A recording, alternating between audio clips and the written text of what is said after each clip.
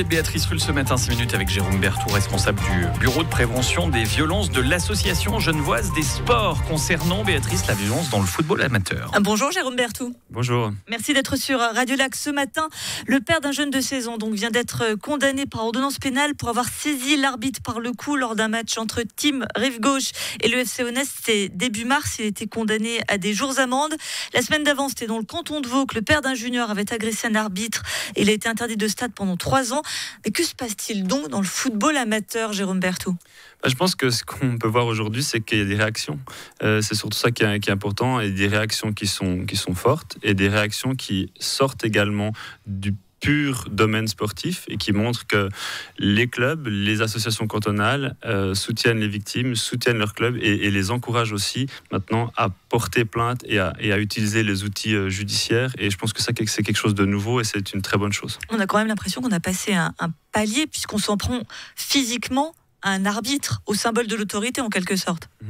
C'est cette question de l'évolution des violences et puis le fait qu'il y aurait plus de violence aujourd'hui qu'avant, c'est une question à laquelle c'est très très difficile de répondre. On a un seuil de tolérance à la violence qui évolue aussi d'une période à l'autre. On a très très peu d'études qui sont longitudinales et qui permettent de comparer une époque à une autre. Donc ça, c'est très difficile de dire s'il y a beaucoup plus de violence aujourd'hui qu'autrefois. Ce qu'on peut vraiment dire par contre, c'est qu'il y a des choses qu'on n'accepte plus. Et on peut aussi dire qu'aujourd'hui, il y a une vraie volonté de changer les choses. Il y avait eu aussi cette histoire, il y a quelques années, cette rixe entre joueurs du FC Kosova et du FC Versoix, ici à Genève. Là, c'était entre joueurs. Encore une fois, c'est le football dont il est question. Pourquoi le football ?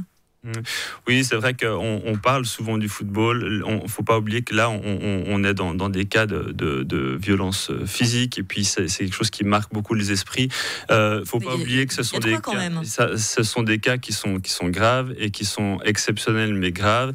Les violences les plus fortes dans les milieux sportifs, pourtant, et les plus récurrentes sont celles des violences psychologiques, et celles-là, elles concernent une très très grande partie des sportifs et des sportives, et donc c'est vrai que le risque de parler, on va dire, surtout de ces violences-là, ont aussi un peu comme objectif, comme conséquence de masquer d'autres formes de violence. Ce que vous êtes en train de nous dire, c'est que le sport est gangréné par les violences plurielles ? Il n'est pas gangréné, mais simplement ça existe. Ça existe comme ça existe dans d'autres milieux, alors avec des conditions qui parfois sont même aussi un peu favorables dans les milieux sportifs. Il ne faut pas oublier qu'on a la compétition qui est au cœur du fonctionnement. On a aussi certaines conditions structurelles dans les milieux sportifs qui font qu'on a des enjeux de pouvoir qui sont très forts, qui peuvent engendrer aussi des formes de violence psychologique.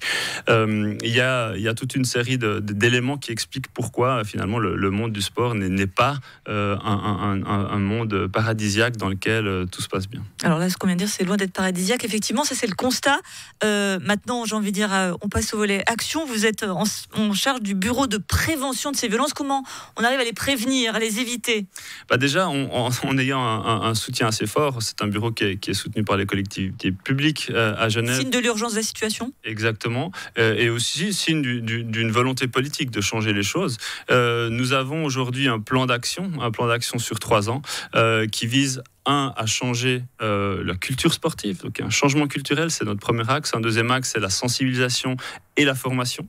Et puis un troisième axe, c'est d'être en point contact, donc d'accueillir aussi les problématiques et puis de monitorer les différentes formes de violence. Et comment on change culturellement cette manière de faire ? De différentes manières, par exemple en mettant la question d'éthique au centre. On est en train d'essayer d'avoir c'est dans un peu angélique ça, pardonnez-moi, mais dire taper son prochain, c'est pas gentil, ça on s'en doute un peu. Ça veut dire quoi concrètement ? C'est pas angélique dans le sens où on a des actions très concrètes, et l'idée c'est d'avoir dans chaque organisation cantonale un répondant éthique. Ça c'est quelque chose qui nous tient vraiment à cœur. De plus en plus d'associations cantonales vont dans cette direction et c'est très très bien. De prévoir d'autres formes aussi de faire du sport, de mettre en avant d'autres choses que la compétition. Et puis un autre axe, et c'est celui qui nous occupe le plus en ce moment, c'est celui d'avoir une meilleure représentation des genres au sein des comités, pour avoir aussi davantage de femmes dans les comités des clubs sportifs. Parce que davantage de femmes signifie moins de violence ? pas directement. On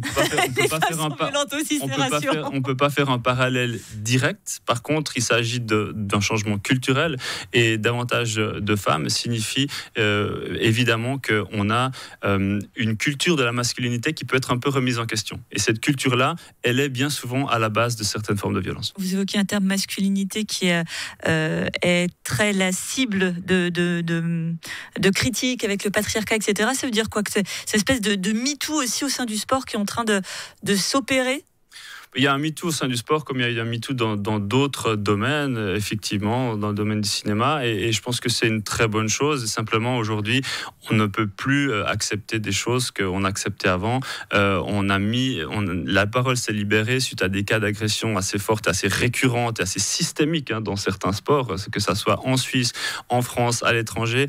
On voit bien qu'il y a des choses qui ont fonctionné d'une certaine manière et qui étaient ancrées dans certaines cultures sportives et qui étaient normalisées. Et aujourd'hui, c'est à ça qu'il faut s'attaquer, et ça prendra encore pas mal de temps. Un mot sur le volet sanctions? Sur le volet sanctions, aujourd'hui, il y a un outil qui existe et qui s'appelle Sport Integrity. C'est vraiment l'outil centralisé autonome en Suisse qui permet à toutes les victimes et tous les témoins de violence de s'adresser. C'est pas le rôle de l'AGS de punir. Par contre, on travaille en étroite collaboration avec cet outil-là et avec d'autres organes judiciaires et policiers. Merci beaucoup, Jérôme Berthoud. Je rappelle que vous êtes responsable du bureau de prévention des violences de l'association genevoise des sports. Merci d'avoir été sur Radio Lac ce matin. Merci à vous.